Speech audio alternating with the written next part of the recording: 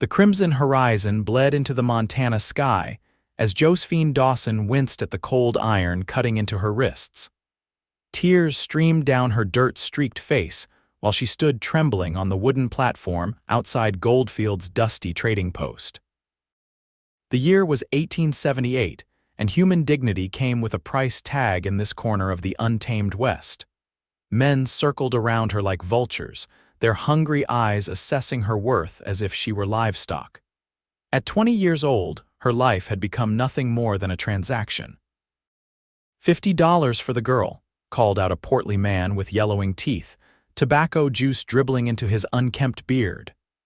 75, countered another, his eyes lingering on her body in ways that made her skin crawl. Josephine kept her gaze fixed on the distant mountains. If she could just float away to those peaks, escape the stench of whiskey and unwashed bodies, perhaps she could endure this humiliation. She had been sold once before, traded to cover her late father's gambling debts, and the lash marks crisscrossing her back told the story of those brutal years. $150, a voice called from the back of the crowd. The gathering parted, and Josephine squinted through her tears to see a tall man striding forward. His face was partially shadowed by a wide-brimmed Stetson, but his posture spoke of quiet confidence.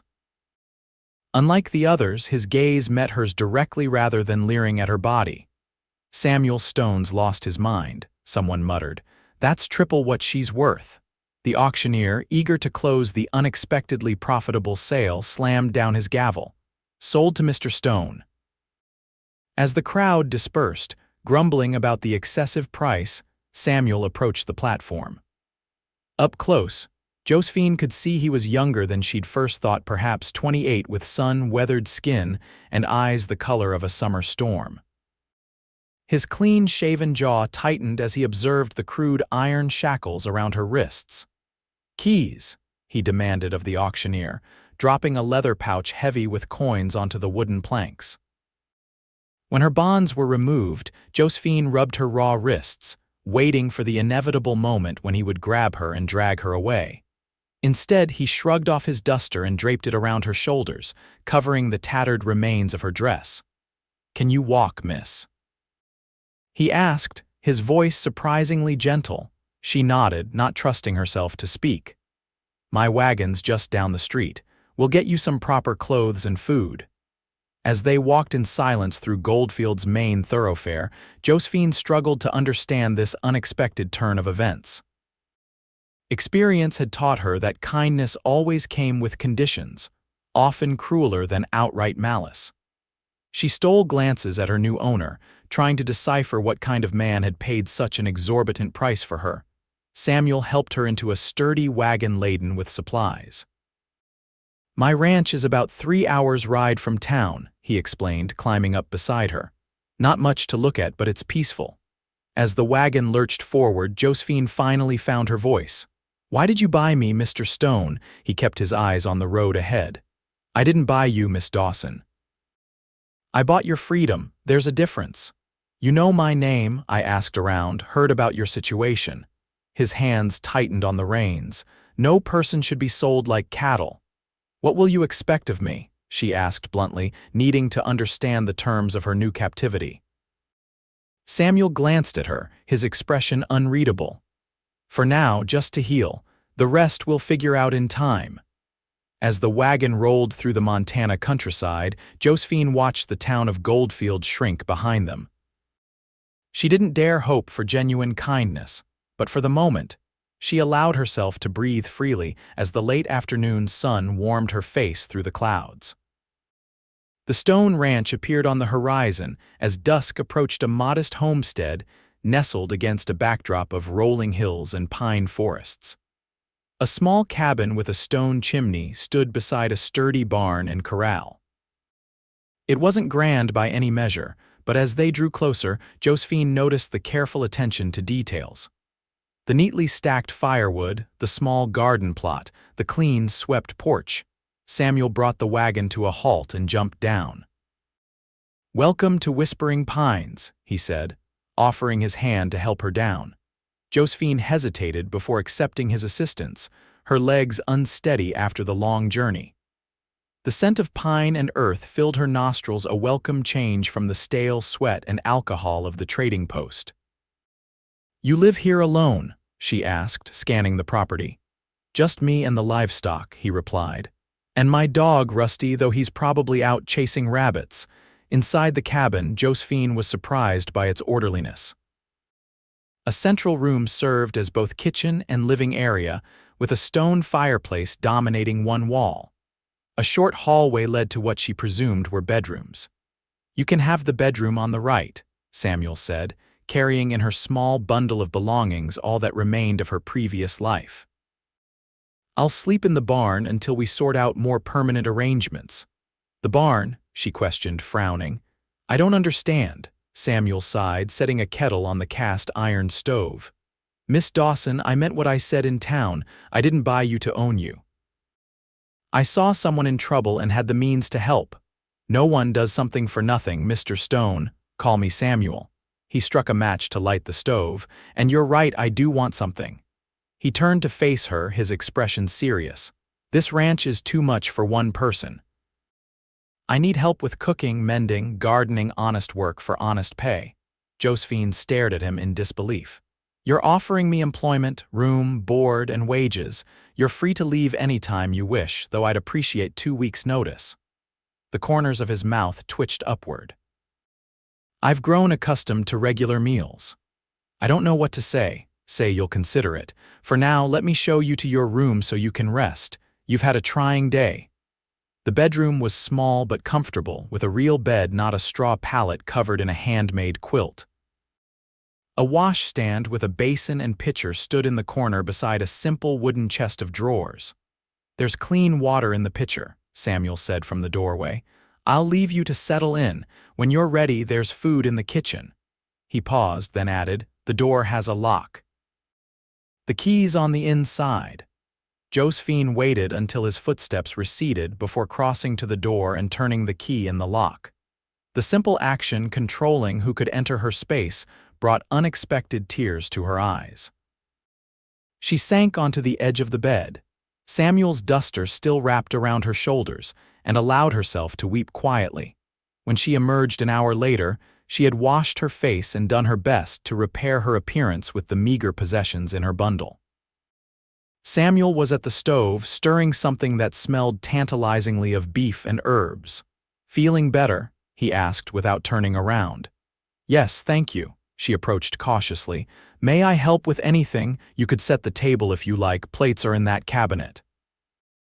They worked in companionable silence, and soon they were seated across from each other with bowls of hearty stew and slices of slightly stale bread. "Tomorrow we'll go into town for supplies," Samuel said between bites. "You'll need proper clothes and personal items." "I can't pay you back," Josephine admitted. "Consider it an advance on your wages." He broke off a piece of bread. "If you decide to stay, that is." "And if I decide to leave?" Samuel met her gaze steadily. "Then I'll give you enough money for the stagecoach to Helena and wish you well." Josephine studied him, searching for any sign of deception. "Why are you doing this?" "Because it's the right thing to do." He looked down at his bowl, seeming almost embarrassed. "My mother raised me to believe that we're measured by how we treat those who can do nothing for us in return." "Your mother sounds like a wise woman." A shadow crossed his features. "She was. Influenza took her 3 winters ago." "I'm sorry." Samuel nodded in acknowledgement, then changed the subject. "How did you end up at that auction block, if you don't mind my asking?" Josephine tensed, her hand instinctively moving to her shoulder where the worst of the scars lay hidden beneath her clothing. "It's not a pleasant tale. Few true stories are out here." His voice was gentle. "But you don't have to tell me anything you don't wish to share." Perhaps it was his respectful tone, or simply the relief of being away from immediate danger, but Josephine found herself wanting to unburden some of her past. "My father was a gambler," she began hesitantly. "When I was 16, he lost everything to a man named Victor Blackwell. Rather than pay his debt, he fled, leaving me behind." Her fingers twisted in the fabric of her dress. Blackwell said I could work off my father's debt. I was young and naive. I believed him when he said it would take only a year. Samuel's jaw tightened, but he remained silent, allowing her to continue. It became clear very quickly that the debt would never be repaid. Blackwell owned a saloon in a mining camp near Virginia City. She faltered, memories threatening to overwhelm her. "You don't need to continue," Samuel said quietly. Josephine drew a deep breath. "When I tried to escape the first time, he beat me with a horse whip, said it was to teach me my place." Her voice had gone flat, emotionless. "After that, I learned to endure. Until last month, when Blackwell lost his saloon in a poker game. The new owner decided to sell off the inventory, including me." Samuel's knuckles were white where he gripped his spoon. "This Blackwell, he's still in these parts?" "I don't know. I heard he was heading to California." She looked up sharply. "Why?" "Just curious." But there was something in his tone that made Josephine wonder. After dinner, Samuel showed her where everything was kept in the cabin, then excused himself to tend to the animals in the barn. Alone, Josephine explored her new surroundings more thoroughly. The cabin was sparsely furnished but comfortable, with small touches that spoke of care: a bookshelf with well-worn volumes, a rocking chair by the fire with a half-finished whittling project on the side table, a window box with herbs growing despite the season. On the mantelpiece stood several framed photographs. A stern-looking couple that she guessed were Samuel's parents, a younger Samuel in Union blue, standing proudly beside a cavalry flag, a group of men in front of a half-built cabin, presumably this very one. When Samuel returned, he found her examining the photograph of him in uniform. "You fought in the war," she stated, replacing the frame carefully. 79th New York Infantry," he confirmed. "Joined up in 63, fought until Appomattox. You're a long way from New York." A faint smile crossed his face. "After the war, home didn't feel like home anymore. Too many ghosts." He moved to stoke the fire. "I came west with some army friends, worked cattle drives for a few years, then saved enough to claim this land. It's a beautiful piece of country," Josephine offered. "That it is." He straightened, wincing slightly as he did so. "Are you injured?" she asked, noticing how he favored his left side. "Old war wound, axe up in damp weather." He nodded toward the door. "I should get back to the barn. Morning comes early on a ranch." "You don't have to sleep in the barn," Josephine said impulsively. "This is your home. And now it's yours too, for as long as you want it to be." He picked up a rolled blanket from beside the door. "Good night, Miss Dawson. Sleep well." "Josephine," she corrected him. "If I'm to call you Samuel, then you should use my given name." He nodded, a genuine smile warming his features. "Good night then, Josephine." After he left, she stood for a long moment looking at the closed door, trying to make sense of the day's events. This morning, she had been property to be sold. Tonight, she was being treated with a respect she'd almost forgotten existed. It seemed too good to be true, which meant it probably was, yet something about Samuel Stone's straightforward manner made her want to believe him. In her room, Josephine removed her tattered dress and examined the marks on her back in a small hand mirror.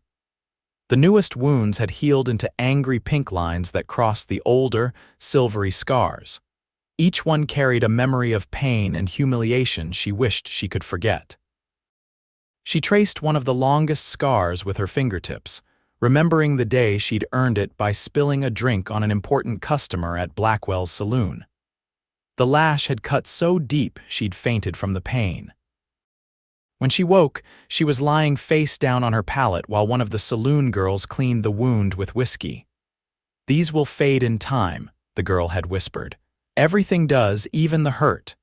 But the hurt hadn't faded, only gone deeper, becoming part of who she was. Josephine closed her eyes, wondering if there would ever come a day when she didn't feel the phantom sting of the whip across her back. That night, she slept in fits and starts, waking from nightmares where she was back on the auction block, or worse, in Blackwell's clutches again. Each time, the realization that she was in a clean bed, with a locked door between her and the world, helped calm her racing heart. Morning brought watery sunlight through the small window and the distant sound of chopping wood. Josephine dressed quickly in her old clothes, grimacing at their poor condition, and ventured out to find Samuel. He was by the woodpile, his broad shoulders working rhythmically as he split logs with practiced ease. A large reddish-brown dog lay nearby, watching his master with devoted eyes. When Josephine appeared, the dog raised his head and gave a single warning bark. Samuel turned, lowering the axe. "Ah, you're up. Hope Rusty didn't startle you." "Not at all." She approached cautiously, allowing the dog to sniff her hand. "He's beautiful. And he knows it too." Samuel scratched the dog behind the ears. "Coffee's hot in the kitchen if you want some. We'll head to town after breakfast." True to his word, they set out for Goldfield as soon as the morning chores were completed. Josephine felt a knot of anxiety forming in her stomach as they approached the town where she had been sold just yesterday. Samuel seemed to sense her discomfort. "We'll avoid the trading post," he assured her. "The general store has everything we need." Goldfield had sprung up during the gold rush of the 1860s, and though the boom days were over, it had established itself as a supply center for the surrounding ranches and farms.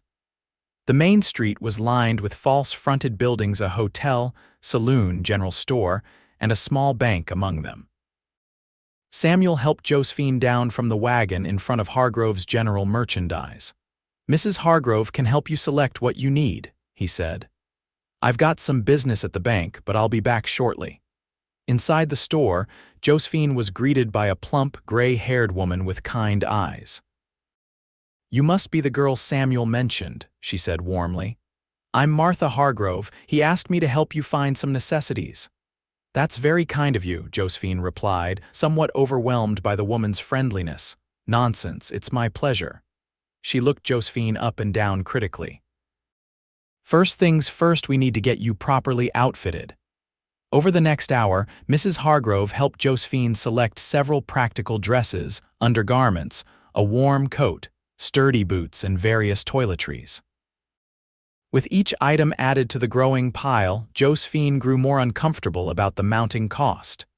"This is too much," she protested when Mrs. Hargrove suggested a pretty blue ribbon for her hair. "Samuel said to get whatever you need," the older woman replied firmly.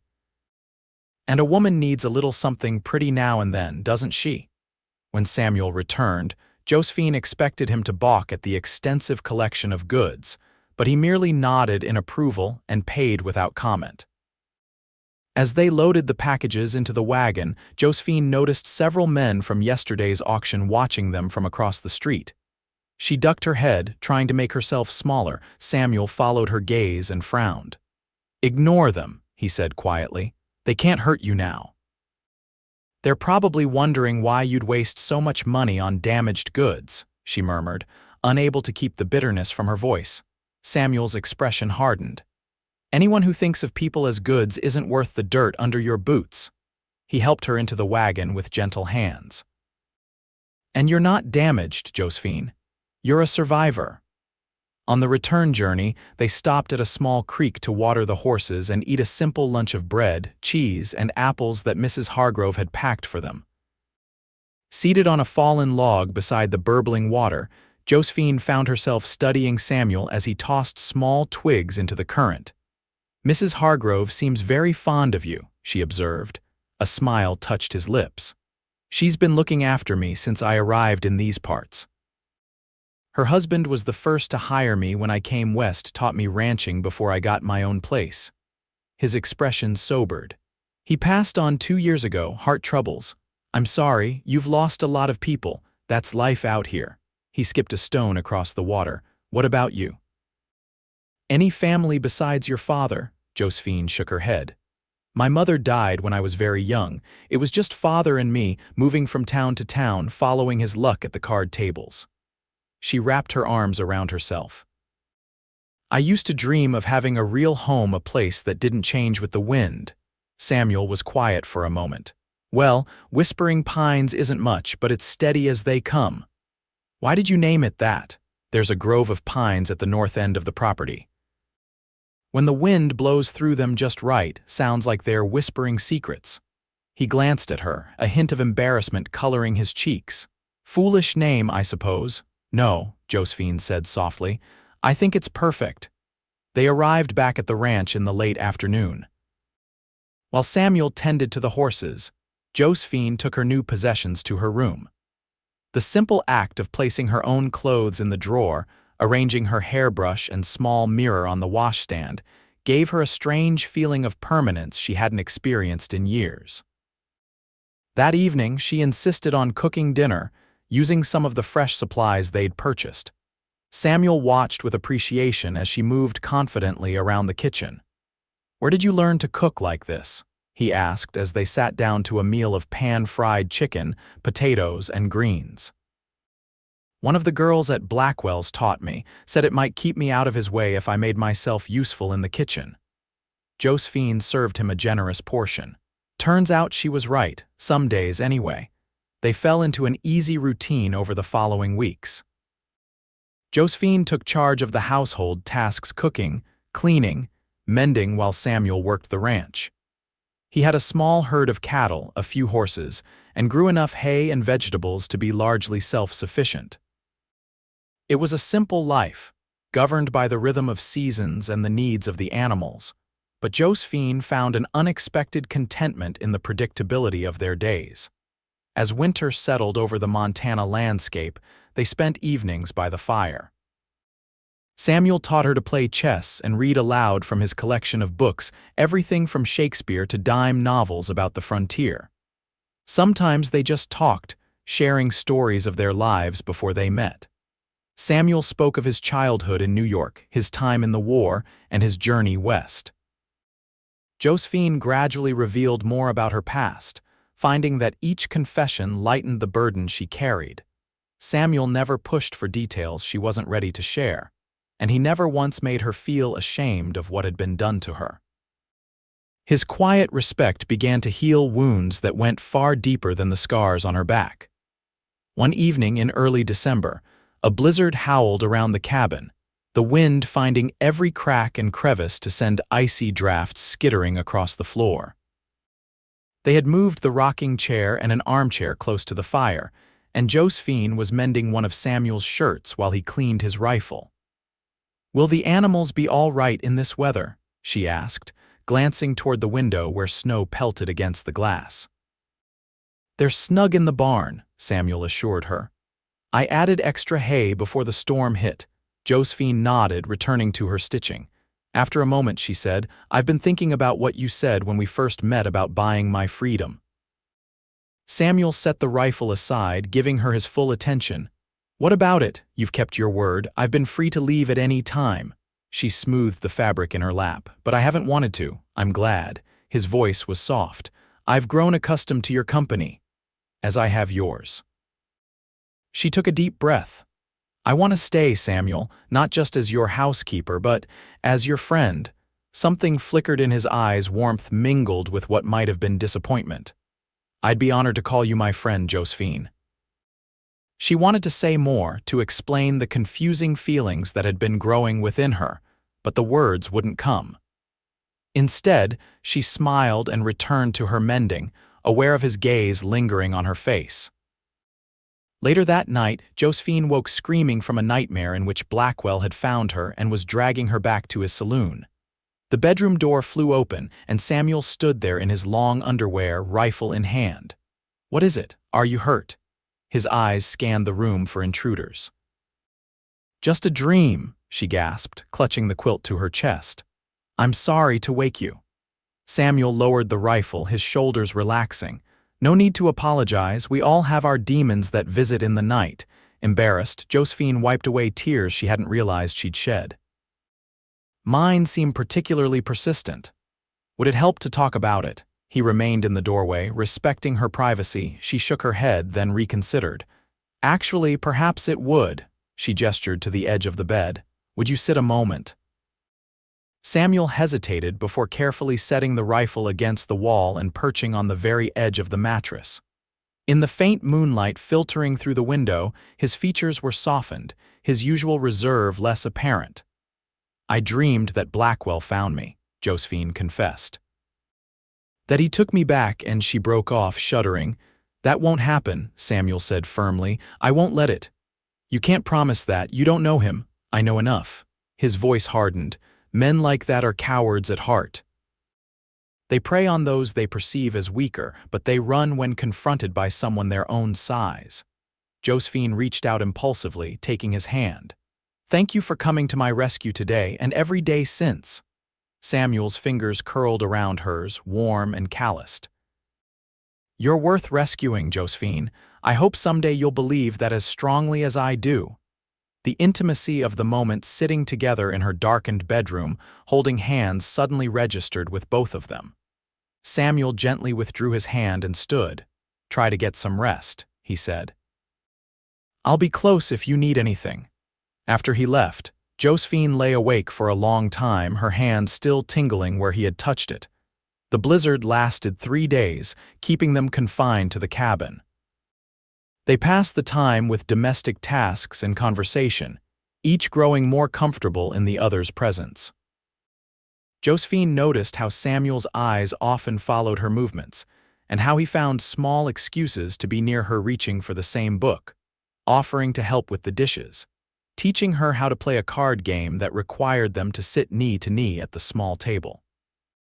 For her part, she found herself studying him when he wasn't looking, the way his hair curled slightly at the nape of his neck, the crinkles at the corners of his eyes when he smiled, the careful precision of his large hands when he performed even the most delicate tasks.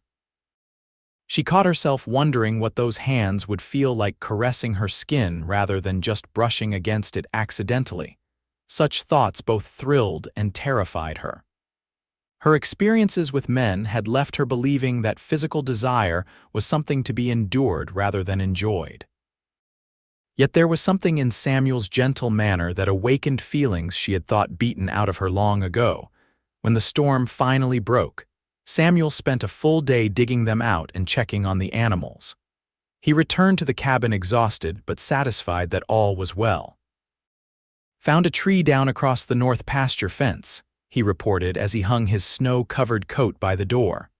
I'll need to repair it tomorrow, but otherwise we weathered the storm just fine.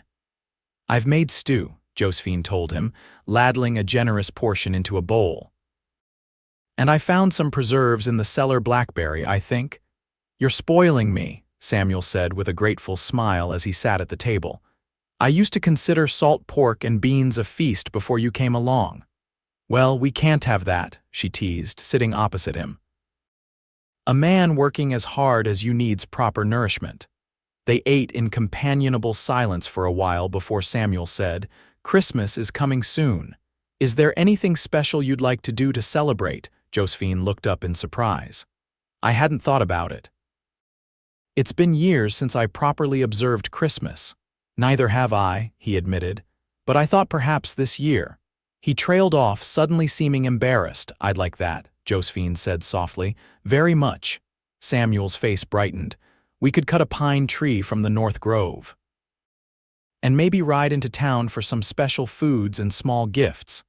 That sounds wonderful. She hesitated, then added, My mother used to make these spice cookies at Christmas. I still remember the recipe. We could bake those. I'd like that, Samuel echoed her earlier words, his eyes warm.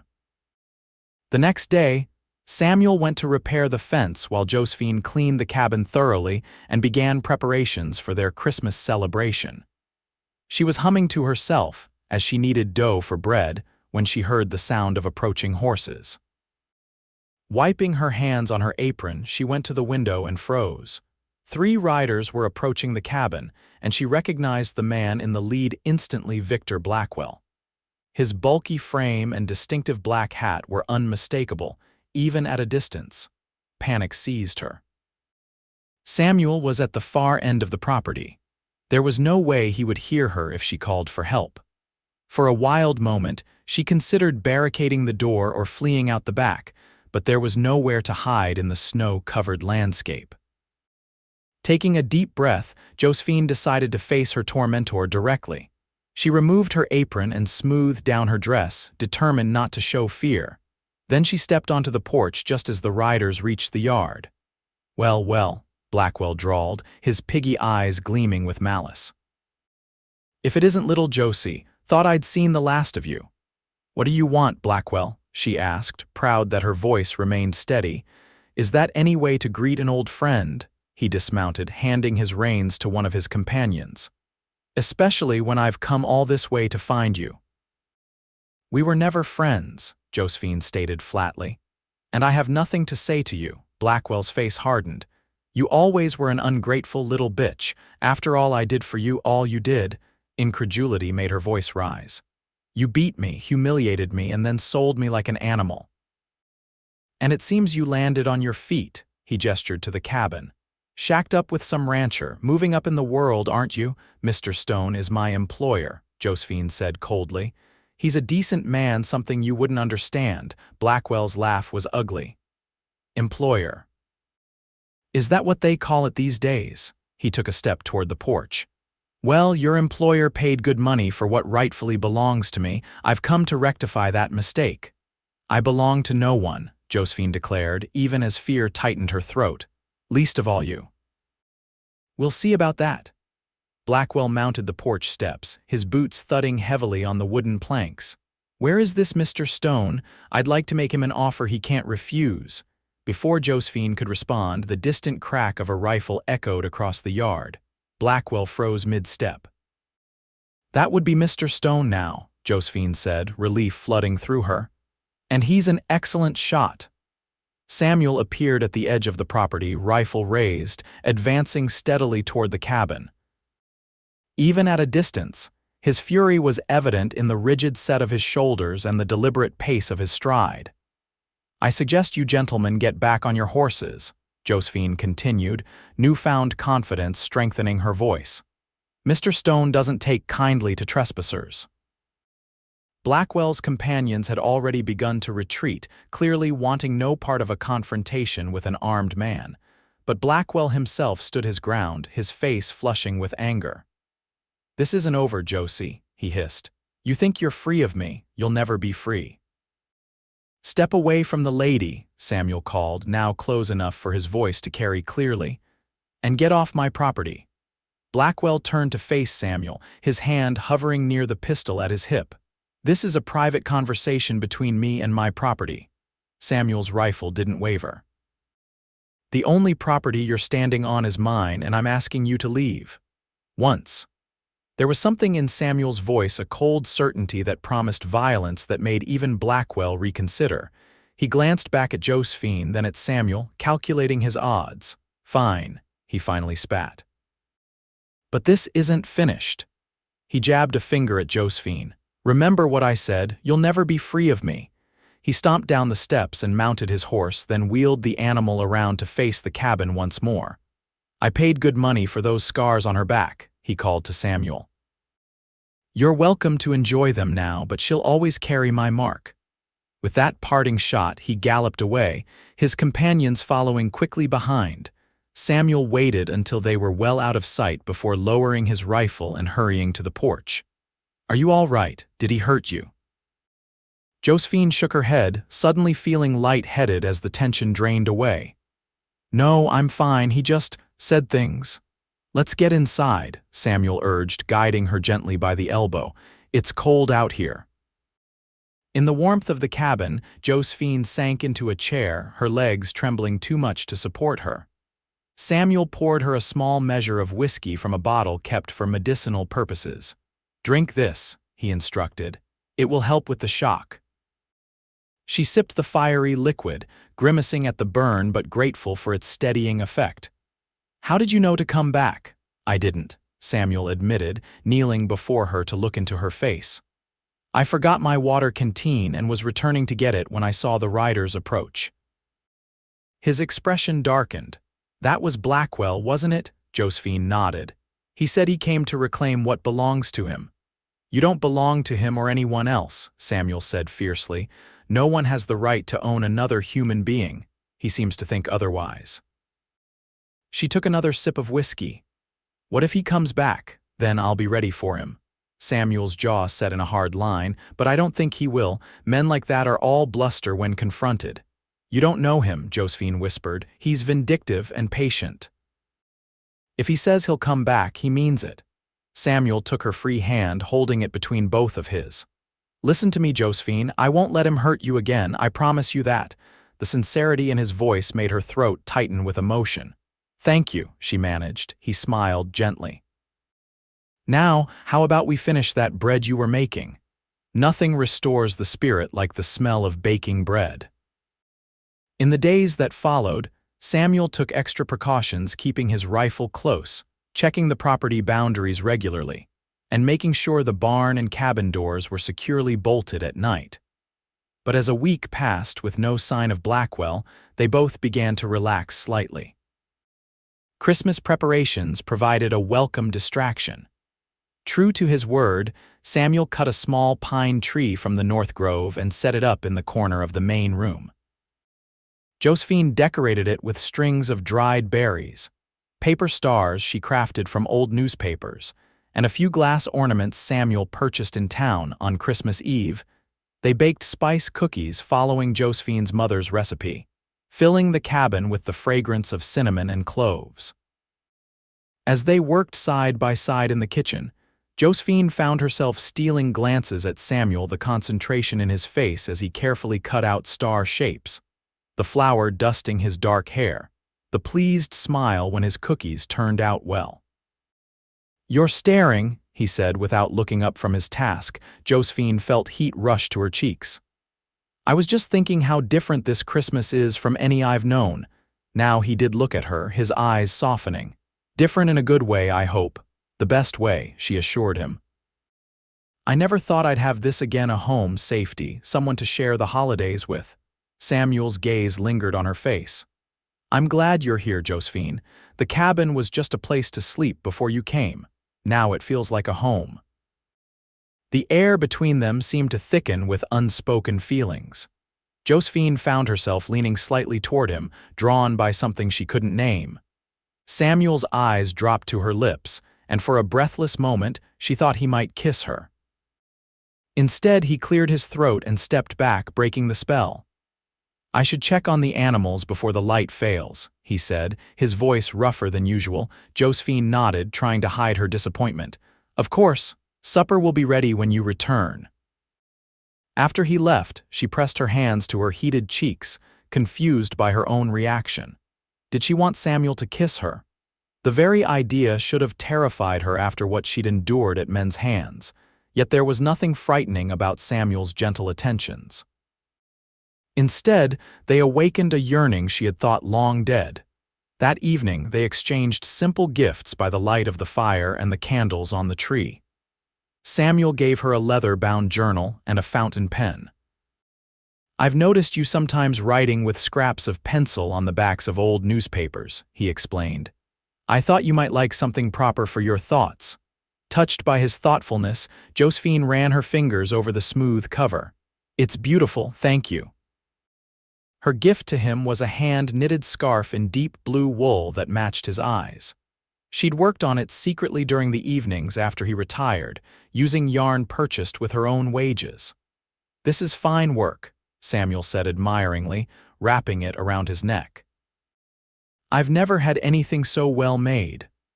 "I used to knit for my father," Josephine told him. "It's a skill that stayed with me." They sat in comfortable silence for a while, watching the play of firelight on the simple decorations. Outside, snow had begun to fall again, soft flakes drifting past the windows. "I have something else for you," Samuel said eventually. He reached into his pocket and withdrew a small package wrapped in brown paper. Curious, Josephine unwrapped it to find a silver locket on a delicate chain. "Oh, Samuel," she breathed. "It's exquisite. Open it," he urged. Inside was a tiny pressed flower, a wild violet of the kind that grew near the creek in springtime. "How did you preserve it?" "I picked it the day after you arrived," Samuel admitted, a hint of color rising in his cheeks. "I thought it might remind you of the day your new life began." Tears pricked Josephine's eyes at the sentiment behind the gift. "Would you help me put it on?" she asked, handing him the locket. Samuel moved behind her chair as she lifted her hair. His fingers brushed the nape of her neck as he fastened the clasp, sending a pleasant shiver down her spine. "Thank you," she said softly when he came back around to face her. "I'll treasure it always." Something shifted in Samuel's expression, then a resolve forming behind his eyes. He took her hands in his and drew her gently to her feet. "Josephine," he began, his voice low and earnest, "these past months have been the happiest of my life. Having you here has shown me how empty my existence was before." He paused, seeming to gather his courage. "I find myself thinking of you constantly, your smile, your strength, your kindness." Josephine's heart began to race. "Samuel, please let me finish before my nerve fails me." He squeezed her hands gently. "I know you came here under difficult circumstances, and I've tried to respect your need for time and space to heal. But I can't pretend any longer that my feelings for you are simply those of a friend or employer." "What are you saying?" she whispered, though she hoped she understood. "I'm saying that I love you, Josephine Dawson." The words hung in the air between them, simple and profound. "I love your courage, your resilience, your gentle heart. I love the way you hum when you work, the way you talk to the chickens as if they understand every word, the way you've made this rough cabin into a place of warmth and beauty." His voice grew husky with emotion. "And I would be honored if you would consider becoming my wife." Josephine stood motionless, overwhelmed by his declaration. Part of her wanted to throw herself into his arms and accept immediately, while another part, the wounded, cautious part, held back in fear. "You don't need to answer now," Samuel said quickly, misreading her silence. "I understand this is unexpected. Take all the time you need to." "Yes," Josephine interrupted, her voice barely audible. Samuel blinked. "Yes, you need time." "No," a smile bloomed on her face, bright as the morning sun. "Yes, I will marry you, Samuel Stone." Joy transformed his features. "You will, truly." "I love you too," she confessed. "I think I have for some time, but I was afraid to acknowledge it, afraid to trust in happiness after everything that's happened." "Oh, Josephine." With infinite tenderness, Samuel framed her face with his hands. "I promise to spend every day making sure you never regret this decision." When he lowered his lips to hers, Josephine felt no fear, only a soaring sense of rightness. The kiss was gentle at first, a question rather than a demand, but when she responded eagerly, it deepened into something that left them both breathless. Later that night, long after they had blown out the candles on the tree and banked the fire, Josephine lay in her bed listening to the whisper of snow against the windows. Her lips still tingled from Samuel's kisses, and her heart felt too full for her chest to contain. For the first time in years, she allowed herself to believe in a future unmarred by pain and fear, a future with Samuel by her side. As winter gave way to spring, preparations for the wedding occupied much of their time. They decided on a simple ceremony in early May, when the wildflowers would be in bloom and traveling would be easier for the few guests they planned to invite. Mrs. Hargrove took charge of Josephine's wedding dress, insisting on ordering special fabric from Helena. "A bride should have something beautiful," she declared, brushing aside Josephine's protests about the expense. Samuel expanded the cabin, adding another bedroom and enlarging the main living area. "For the family we might have someday," he explained when Josephine questioned the need for so much space. The idea of children, a family of her own, was both thrilling and terrifying to Josephine. She had never dared dream of such normalcy during her years with Blackwell. But as the wedding day approached, she began to imagine what it might be like to have a child with Samuel's eyes and her own dark hair. One warm evening in late April, they sat on the porch watching the sunset paint the sky in shades of gold and crimson. Samuel had his arm around her shoulders, and Josephine leaned comfortably against him, her head resting on his chest. 2 more weeks, she mused. It hardly seems real. Having second thoughts, Samuel teased, though there was a hint of genuine concern in his voice. Not one, she assured him, tilting her face up to his. Though I admit I'm nervous about the wedding night, Samuel's expression grew serious. Josephine, we don't have to, that is, I would never expect, he took a deep breath. I want you to know that I'm prepared to wait for as long as you need. The tenderness in his voice brought tears to her eyes. "It's not that I don't want to be with you that way," she explained. "It's just that my experiences, they weren't gentle or loving."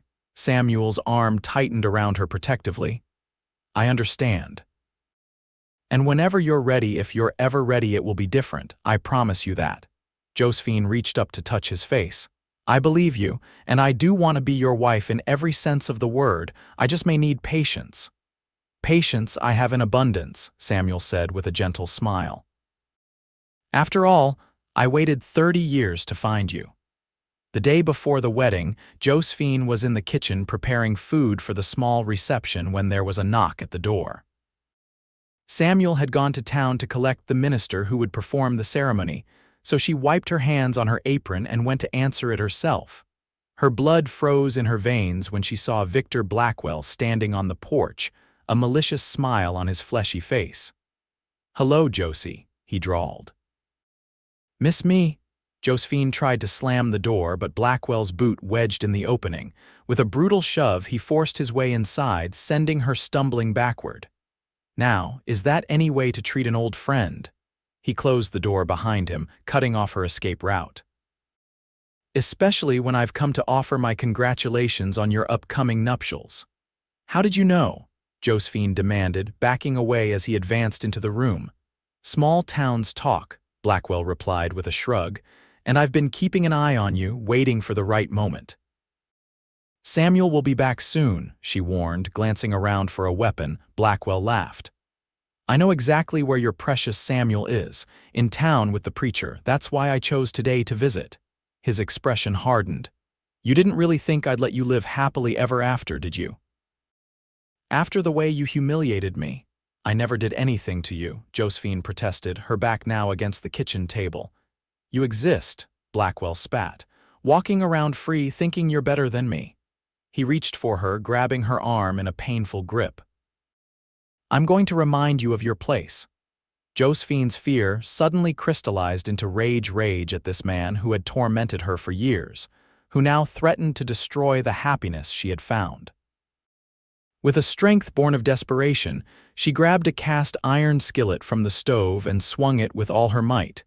The pan connected with Blackwell's temple with a sickening thud. He staggered, releasing her arm, his eyes wide with shock. For a moment he stood swaying, blood trickling down the side of his face. Then he collapsed to the floor like a felled tree. Josephine stood frozen, the skillet still clutched in her trembling hands, staring at Blackwell's motionless form. Had she killed him? The thought brought no remorse, only a detached sort of wonder. Setting the skillet down, she knelt cautiously beside him and pressed her fingers to his throat. A pulse beat there, steady if somewhat weak. He was unconscious, not dead. Relief washed through her, not for Blackwell's sake, but for her own. She didn't want the stain of killing, even in self-defense, on the eve of her wedding. Moving quickly, she retrieved rope from the storage closet and bound Blackwell's hands and feet securely. Then she dragged one of the kitchen chairs over and sat down to wait, Samuel's rifle across her lap. It was nearly dusk when she heard the sound of the wagon returning. Samuel's cheerful whistle floated on the evening air as he approached the cabin.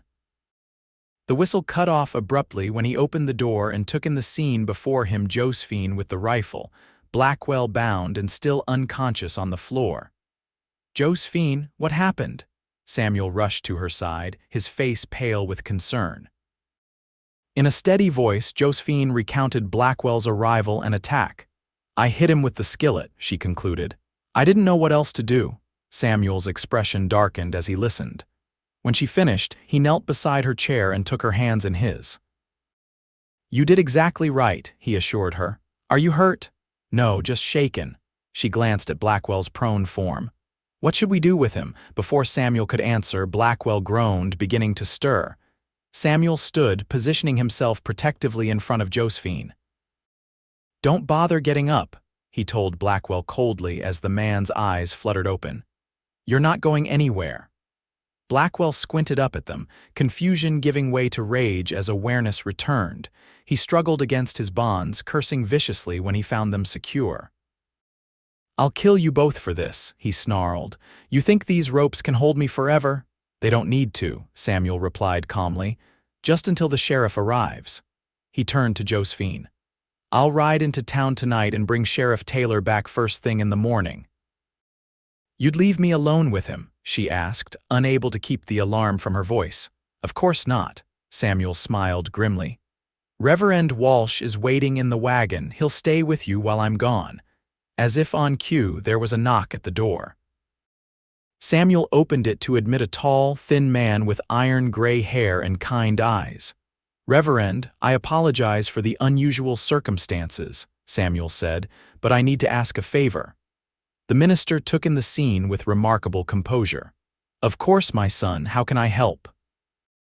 While Samuel explained the situation, Josephine kept the rifle trained on Blackwell, who had fallen silent but watched them with hatred burning in his small eyes. "I'd be happy to stay with Miss Dawson," Reverend Walsh said when Samuel finished.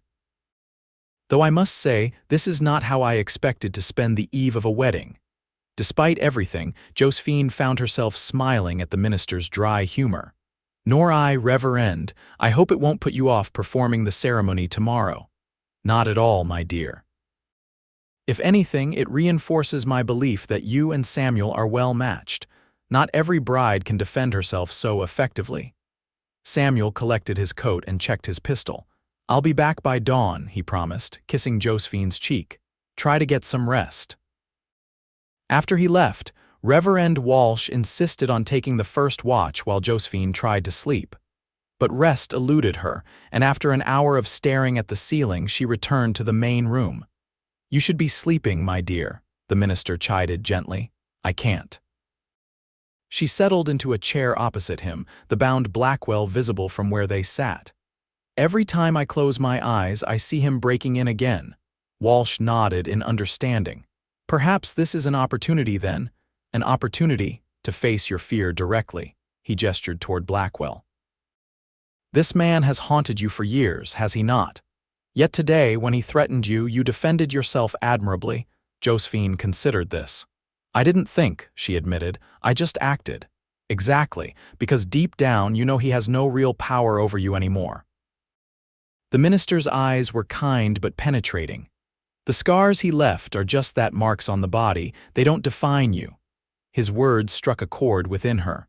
For so long she had felt branded by her past, marked as damaged goods. But today, when it mattered most, she had found the strength to fight back. "Thank you, Reverend," she said softly. "I needed to hear that." They passed the night in quiet conversation, talking of faith and forgiveness, resilience and renewal. Blackwell eventually fell into a fitful sleep, his presence almost forgotten as Josephine found unexpected comfort in the minister's wisdom. Dawn was breaking when they heard the sound of approaching horses. Samuel returned with Sheriff Taylor, a grizzled veteran of the frontier who handled Blackwell's arrest with efficient professionalism. "He'll stand trial for assault and trespassing," the sheriff assured them as his deputy loaded a now vocal Blackwell into a prison wagon. "With both your testimonies, he's looking at several years in territorial prison." "Will that be enough?"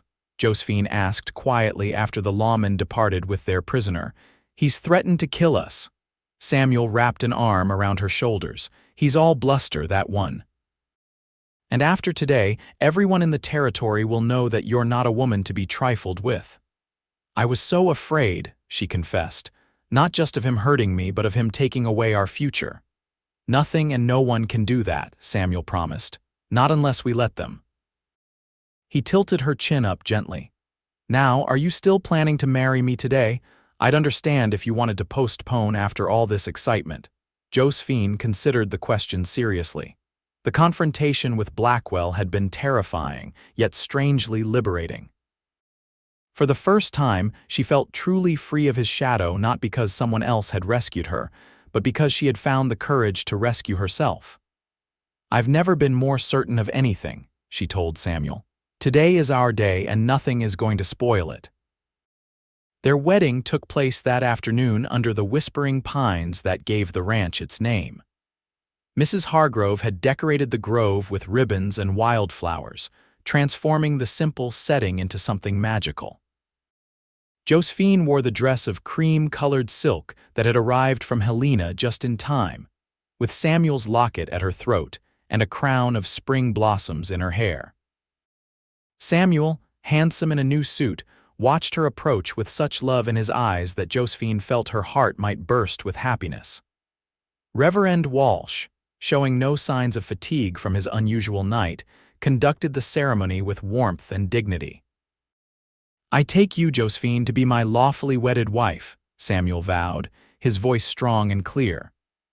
"To have and to hold from this day forward, for better, for worse, for richer, for poorer, in sickness and in health, to love and to cherish, till death do us part." When Josephine repeated her own vows, she felt as if she were not just committing to Samuel, but to a new vision of herself, a woman defined not by the scars of her past, but by the love and strength she carried within. "I now pronounce you husband and wife," Reverend Walsh declared. "Samuel, you may kiss your bride." The small gathering of friends and neighbors applauded as Samuel took Josephine in his arms and sealed their union with a tender kiss. The celebration that followed was simple but joyous. Mrs. Hargrove had organized a feast, and someone produced a fiddle for dancing.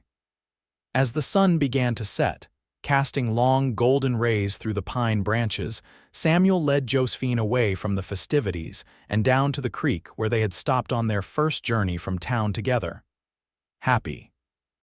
he asked, tucking a strand of hair behind her ear. "More than I ever thought possible," she assured him, leaning into his touch. They stood in comfortable silence for a moment, watching the water flow past, each lost in their own thoughts. "I have something for you," Samuel said eventually, reaching into his pocket. "A wedding gift." He handed her a small velvet pouch. Inside, Josephine found a simple silver band set with a single pearl. "It was my mother's," Samuel explained. "She made me promise to give it only to a woman of exceptional character and courage." He took the ring and slipped it onto Josephine's finger, alongside the plain gold band he had placed there during the ceremony. "I can think of no one who embodies those qualities more perfectly than you." Overcome with emotion, Josephine could only shake her head wordlessly. "There's something else too," Samuel continued, his expression growing serious. "I want you to know that whatever happens tonight or any night will be entirely at your pace.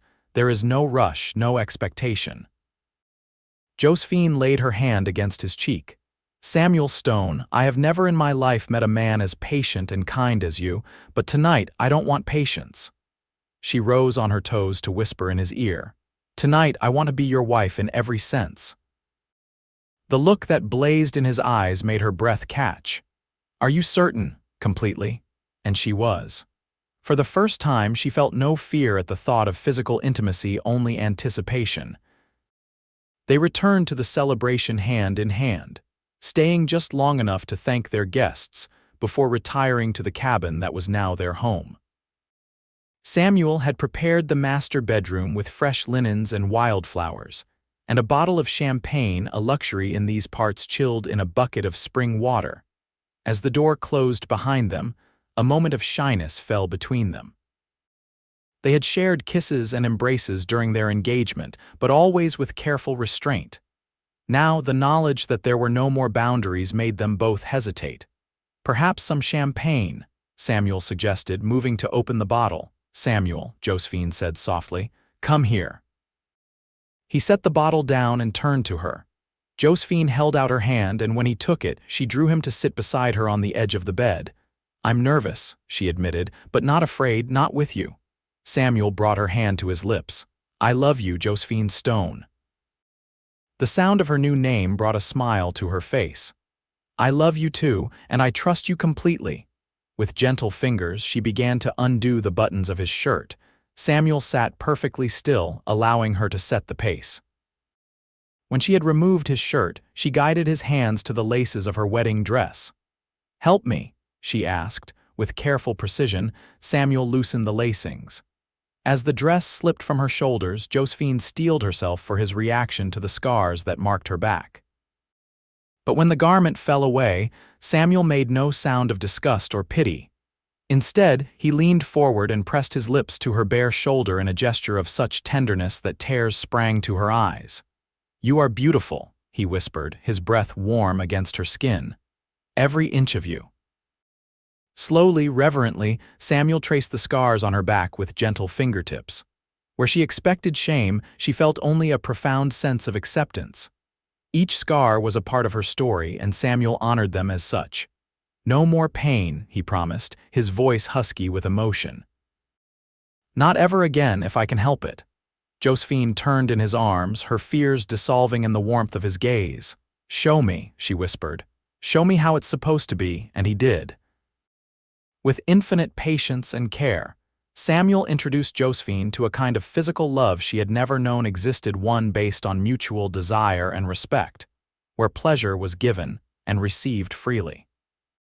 In his arms, she discovered that her body was not just a vessel for pain or an object to be used, but a source of joy and connection. Afterward, they lay tangled together in the moonlight that filtered through the curtains. Samuel traced lazy patterns on her skin while Josephine rested her head on his chest, listening to the steady beat of his heart.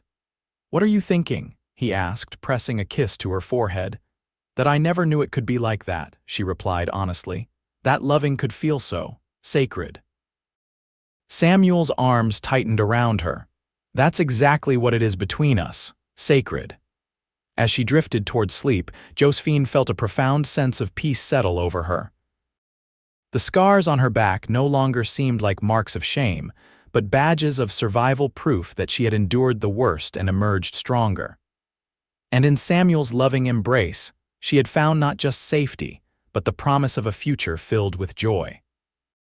5 years later, Josephine stood on the porch of their expanded home, watching as Samuel taught their 4-year-old son, William, to ride his first pony.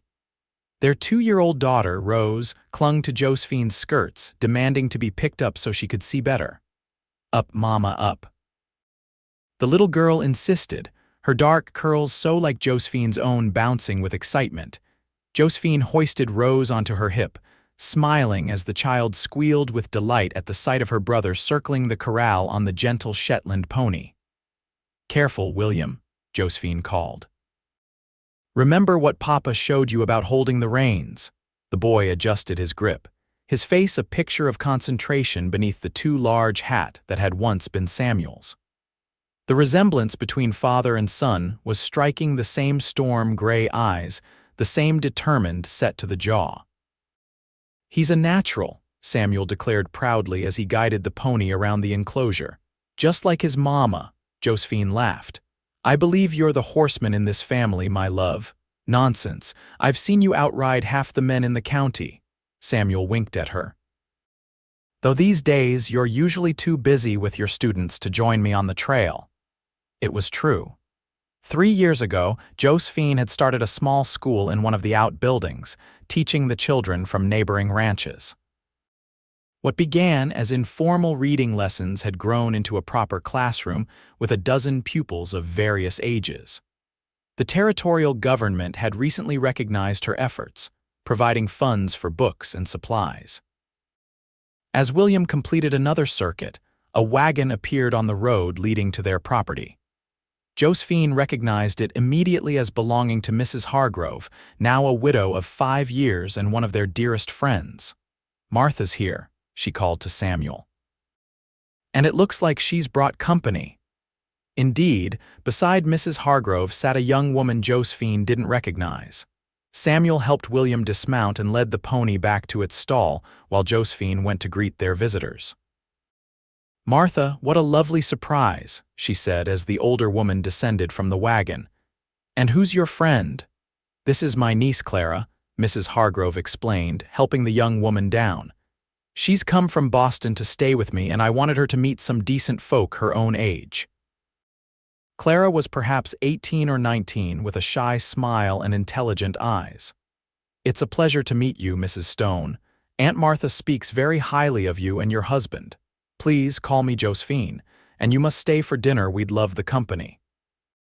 As they walked toward the house, William came running up, full of excitement about his riding lesson. Rose wriggled to be put down so she could chase after her brother. Samuel joined them, greeting Mrs. Hargrove with a warm hug and Clara with a courtly bow that made the girl blush.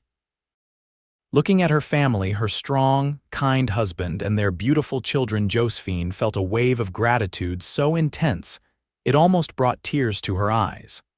From the darkest depths of despair, she had found her way to this moment of perfect contentment. Later that evening, after their guests had departed and the children were asleep, Samuel found Josephine sitting on the porch swing, gazing at the stars that spangled the Montana sky. "Penny for your thoughts," he said, settling beside her. Josephine leaned against him, fitting perfectly into the curve of his arm as the swing rocked gently. "I was thinking about promises," she replied, "and how some are actually kept." Samuel pressed a kiss to her temple. "Which promise in particular?" "Do you remember the day you bought me at that auction?" She felt him tense slightly at the memory. "That evening when you helped me into the wagon, you said something I've never forgotten." "What was that?" "You said you didn't buy me, you bought my freedom." Josephine turned to look into his face. "You were the first person who ever saw me as something more than property, and then later, when you saw my scars for the first time." Samuel's hand moved to her back, resting lightly over the marks that were now familiar territory to him. "I promised no more pain, and you've kept that promise in every way that matters." She cupped his cheek in her palm. "You gave me back my dignity, Samuel. You helped me find strength I didn't know I possessed."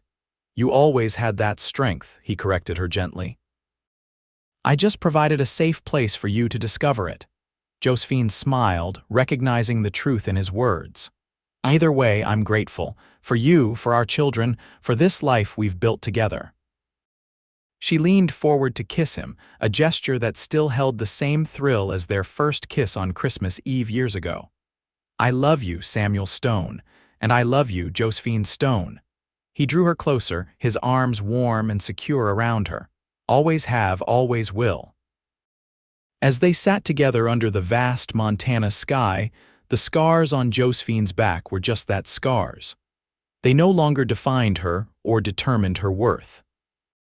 They were simply part of the journey that had led her to this moment. This man, this love that had healed wounds far deeper than any whip could inflict. In Samuel's arms, with their children sleeping peacefully inside the home they had built together, Josephine had found not just freedom from pain, but the joy and purpose that made that freedom meaningful. And in the gentle way he still traced her scars with loving fingers, she found constant reaffirmation that some promises are made to be kept for a lifetime and beyond.